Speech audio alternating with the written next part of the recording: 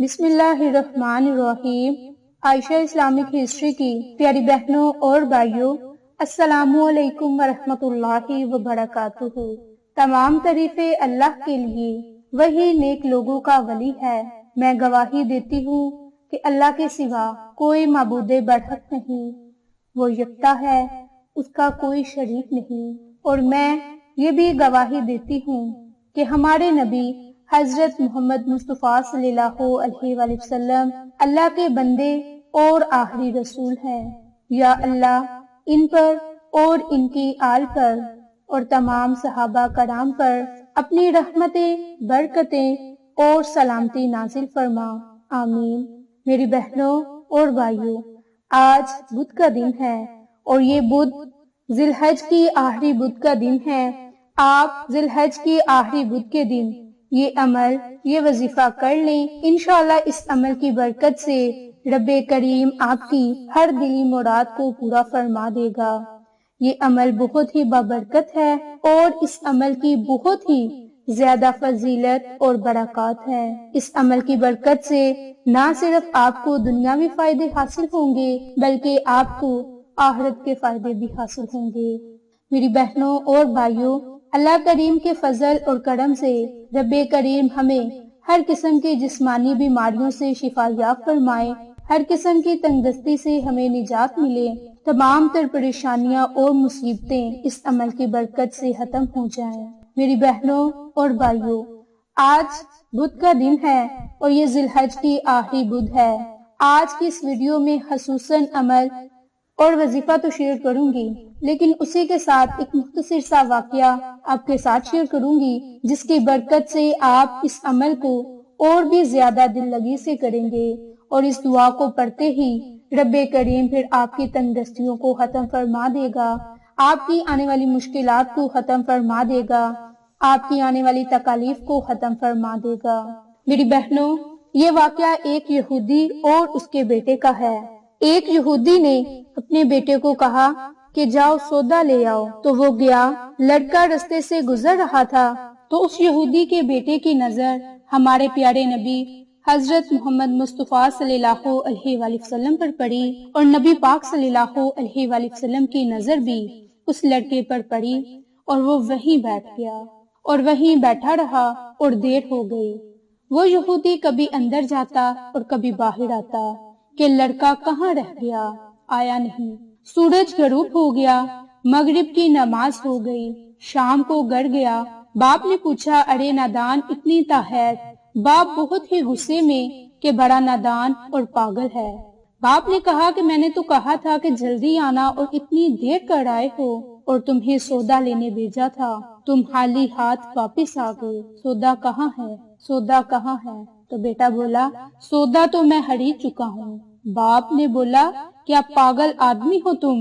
میں نے تمہیں سودا لینے بھیجا اور سودا تمہارے پاس بھی نہیں اور کہتے ہو کہ خرید چکا ہوں۔ بیٹا کہتا ہے، بابا یقین کرے کہ سودا خرید آیا ہوں۔ تو باپ بولا، تو دکھا کہاں ہے؟ بیٹے نے کہا کہ کاش تیرے پاس وہ آنکھ ہوتی تو تجھے دکھاتا میرا سودا کیا ہے۔ میرے بابا، میں تمہیں کیا بتاؤں میں کیا سودا خرید لایا ہوں۔ باپ بولا، چل چھوڑ رہنے دے۔ وہ لڑکا روز ہی نبی رحمت محمد مصطفیٰ صلی اللہ علیہ وآلہ وسلم کی خدمت میں بیٹھنے لگا۔ وہ یہودی کا اکلوتا بیٹا تھا، بہت ہی پیارا تھا، اس لیے اسے کچھ نہ کہا۔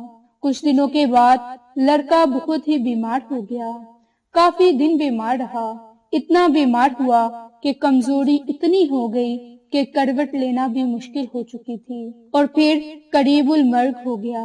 یہودی بہت ہی پریشان تھا، پھر بھاگا گیا اور نبی پاک صلی اللہ علیہ وآلہ وسلم کی بارگاہ میں آیا اور بولا کہ میں آپ کے پاس آیا ہوں، آپ تو جانتے ہی ہیں کہ میں یہودی ہوں اور مجھے آپ سے کوئی اتفاق نہیں، مگر میرا بیٹا آپ کو دل دے گیا اور قریب المرگ ہے، آپ کو رات دن یاد کر رہا ہے۔ کیا ممکن ہے کہ آپ اپنے اس دشمن کے گھر آ کر اپنے عاشق کی ایک نظر دیکھنا پسند کریں گے؟ کیا یہ آرزو پوری ہوگی کہ وہ مرنے سے پہلے آپ کا دیدار کر لے؟ وہ کسی اور چیز کی آرزو نہیں کر رہا۔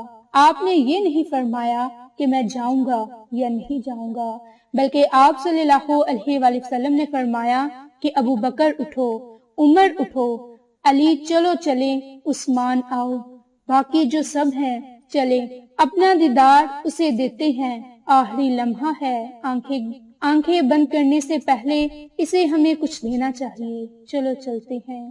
یہودی کے گھر آپ پہنچے تو لڑکے کی آنکھیں بند تھی۔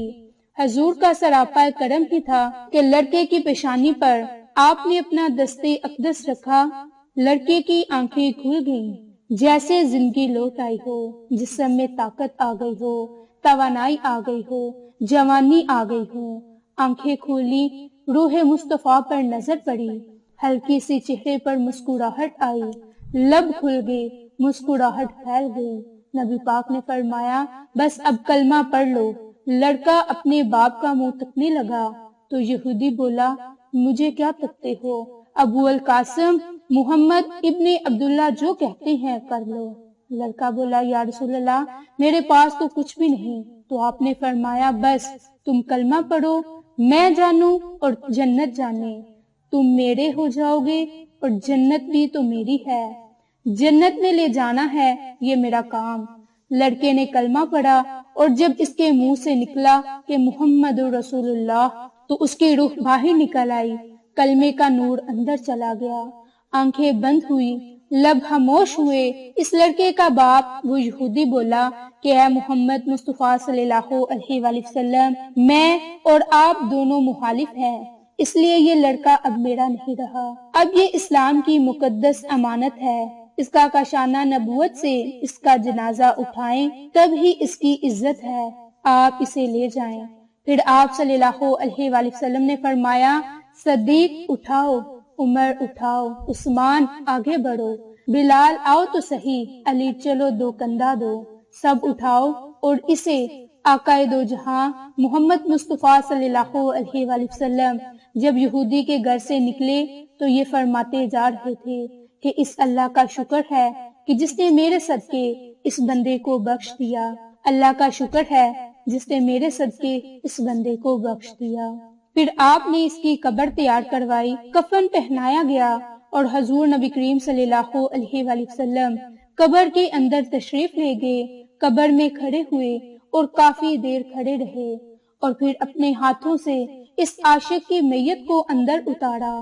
آپ قبر کے اندر پنجوں کے بل چل رہے تھے، مکمل پاؤں مبارک نہیں رکھ رہے تھے۔ کافی دیر بعد آپ صلی اللہ علیہ وآلہ وسلم قبر سے باہر آئے تو چہرے پر تھوڑی زردی چھائی تھی، تھکن محسوس ہوئی۔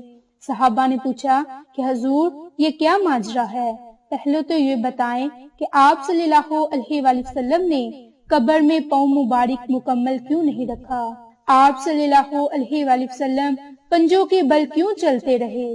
تو نبی کریم صلی اللہ علیہ وآلہ وسلم نے فرمایا کہ قبر کے اندر بے پناہ فرشتے تھے، اس لیے مجھے جہاں جگہ ملتی تھی میں پنجہ ہی رکھتا، پاؤں رکھنے کی جگہ نہ تھی۔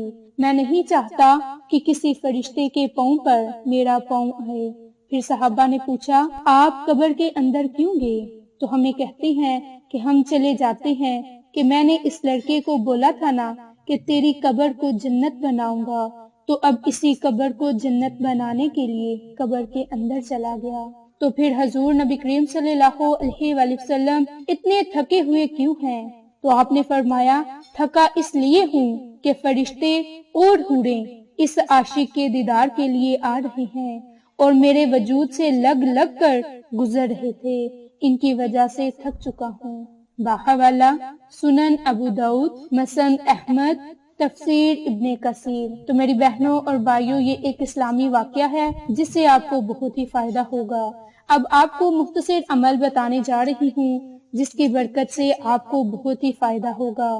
آپ نے صرف اور صرف 25 مرتبہ اس آیت مبارک کو، اس دعا کو پڑھنا ہے اور بما بسم اللہ کے پڑھنا ہے۔ پھر جو بھی مشکل ہوگی، جو بھی پریشانی ہوگی وہ آج کے دن ہی ختم ہو جائے گی۔ اگر آپ اس عمل کو صبح کے وقت کریں گے تو شام سے پہلے آپ کی مشکلات ختم ہو جائیں گی۔ اگر شام کے وقت اس عمل کو کریں گے تو رات آنے سے پہلے آپ کی مشکلات ختم ہو جائیں گی۔ اگر رات کو عمل کریں گے تو صبح آنے سے پہلے آپ کی مشکلات ختم ہو جائیں گی۔ تو وہ دعا ہے، بسم اللہ الرحمن الرحیم، لا الہ الا انت سبحانک انی کنت من الظالمین۔ بسم اللہ الرحمن الرحیم، لا الہ الا انت سبحانک انی کنت من الظالمین۔ آپ نے بسم اللہ اور اس دعا مبارک کو صرف اور صرف 25 مرتبہ ہاتھ کی انگلیوں پر پڑھنا ہے اور رب کریم سے کسی بھی جائز مقصد کے لیے خصوصی دعا مانگ لینی ہے۔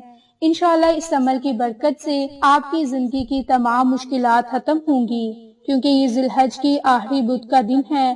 آخری بدھ کے دن سے آپ فائدہ اٹھا لیں، انشاءاللہ نصیب اور تقدیر بدل جائے گا اور آنے والا نیا سال خوشیوں بھرا ہوگا، ہر پریشانی ہر غم سے آزاد ہوگا۔